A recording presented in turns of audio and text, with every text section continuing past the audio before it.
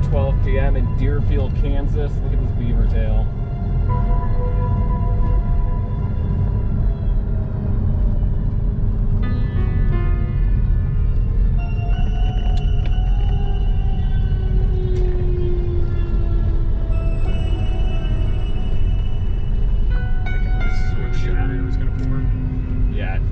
Yeah. Where that dust is getting sucked up.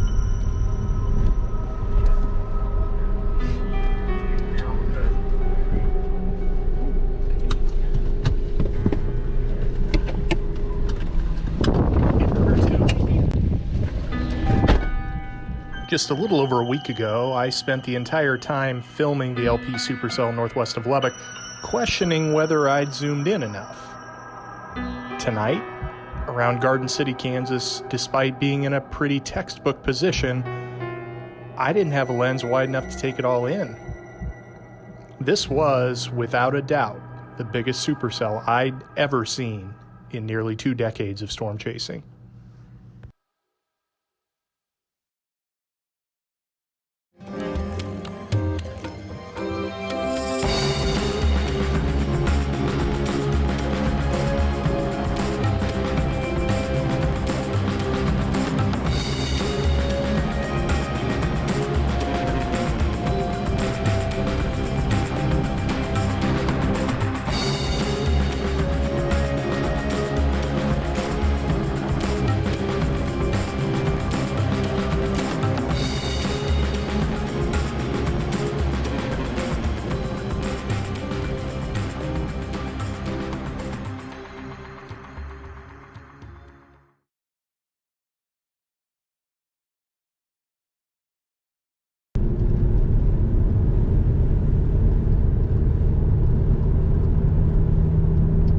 On 2 p.m. now, and as hoped, the little triple point there with the little meso low, weak surface low, outflow boundary, and dry line in western Kansas is already initiating. We're coming out of Scott City, headed west toward Leote, the Tribune area. There's a couple cells going up.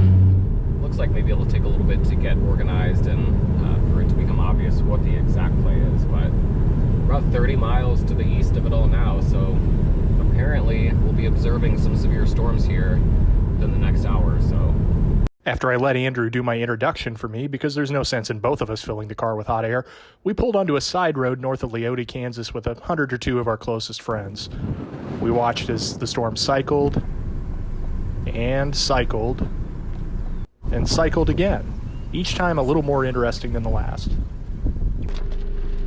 But this storm was now in a road hole, with no paved highways for 20 miles in any direction, and thanks to this storm and heavy rain yesterday, the dirt roads were mud. We chased our tails trying to find a good road option to keep up with this storm, also keeping our eyes on now tornado-warned storms along the outflow boundary to the north. We went as far north as US 40 to determine which storm we wanted. We could see the tornado-producing storms visually, and they appeared to be on a downward trend visually and on radar. Flipping the coin between trusting the environment along the outflow boundary and trusting our eyes, we chose the latter. We were wrong. Our original storm gusted out, and the northern storm somehow back-built on the buoyant side of the outflow boundary, producing a few tornadoes northeast of Colby, where we had stayed the night before. This video for my friend Billy Folletti was causing some serious heartburn in our vehicle as we drove south to our new target storm, an ongoing supercell northwest of Garden City, getting more interesting as the low-level jet ramped up.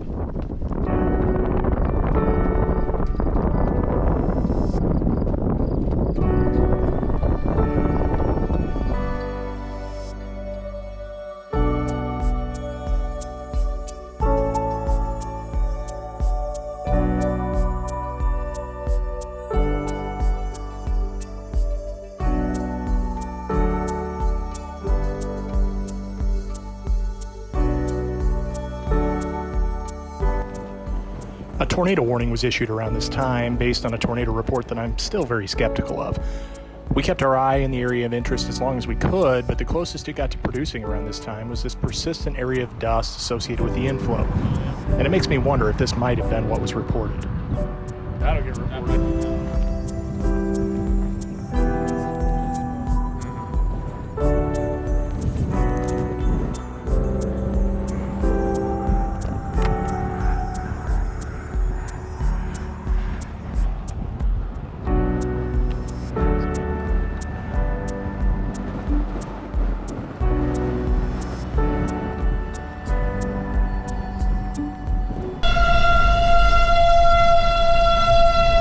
came into Lakin, we were serenaded by the sound of our people. Assuming the town isn't in the direct path, there's no better sound to a storm chaser than the tornado sirens cutting through the air of a rural town.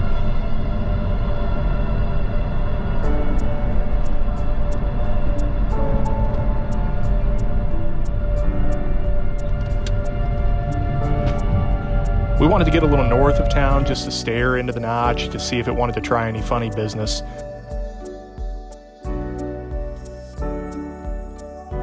It didn't, but we were treated to Alex squib kicking a tumbleweed after he said hello to his fellow New Yorkers Michael Koch and Nick Isabella.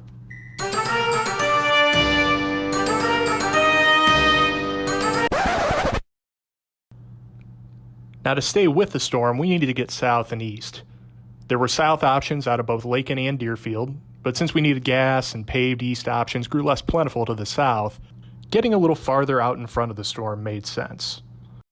We pulled into the gas station in Deerfield just as the structure show began in earnest. 7:12 p.m. in Deerfield, Kansas. Look at this beaver tail. And we knew immediately that what we were looking at was special.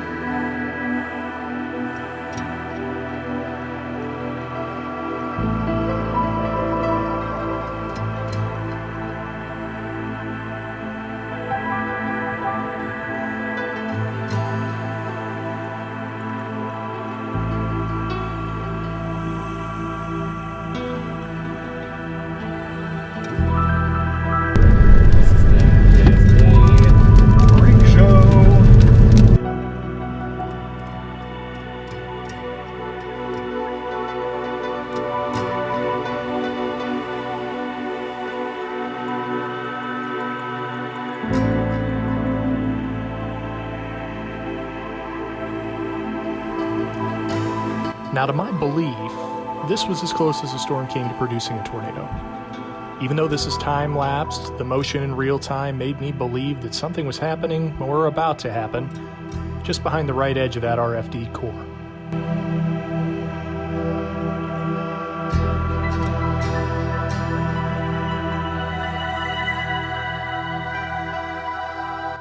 But it never did. And from this point forward, we were basically in structure mode, navigating the road network to try and get ourselves in the best position possible to photograph the storm.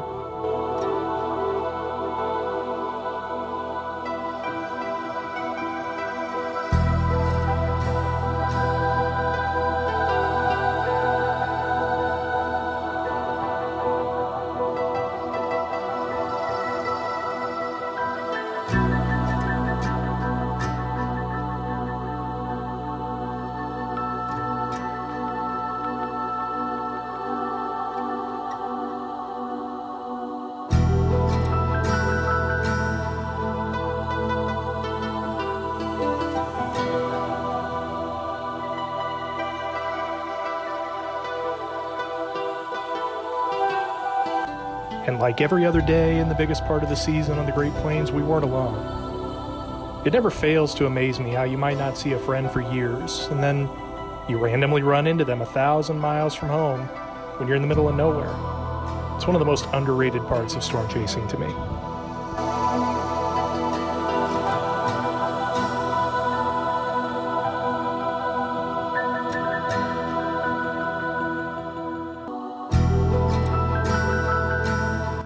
At this point, south-southeast of Garden City, we knew darkness would be falling before too long.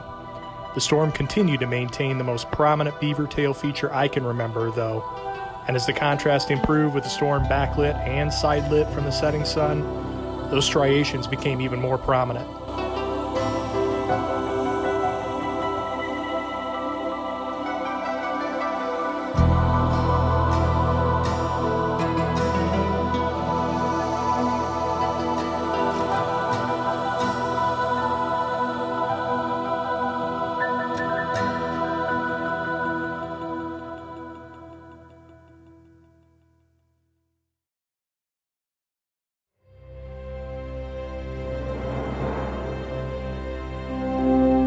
As the sun shone its last, the updraft towers miles above the storm's base created an ethereal scene atop the waving sea of Kansas green wheat.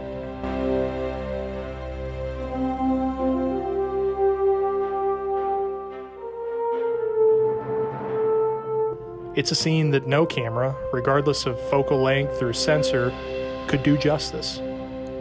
And since I couldn't fit it all in my lens, I finally gave up and just enjoyed the experience, since I was unlikely to see something like it again.